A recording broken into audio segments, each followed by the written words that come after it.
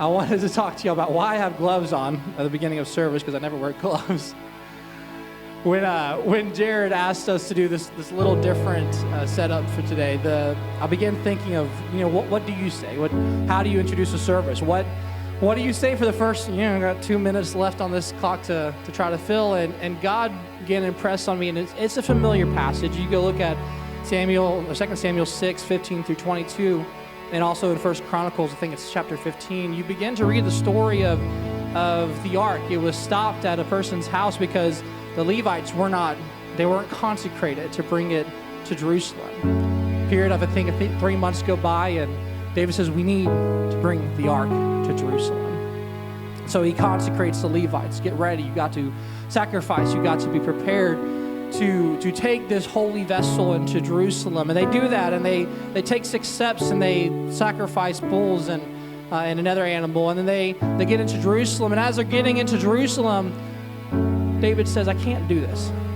I can't do this as I am. Because he's wearing, and back in that day, they had the royal garments. Underneath the garments, they had the linen ephod. And he says, I cannot worship God as a king. I cannot glorify God as a king.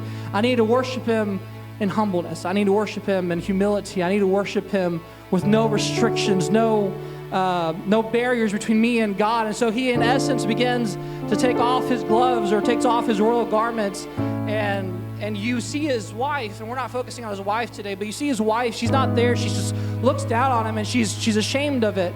But David says, if I can just touch God, if I can just strip everything that is about me off of me and allow God to move, that is where I want to be at. So today we come in, you have IT workers, you have cybersecurity workers probably, you have State Farm employees that handle total loss and injury claims, and you have daycare workers, you have a ton of backgrounds. You have people like Clint that's retired and enjoying the retirement life. But we all just need to take a step back. And we just need to strip off everything that we're holding back and say, if I can just touch God, just like that lady with the 2 mites we talked about last Sunday, if I can just give everything that I have to God and let him move, then that's where I want to be at.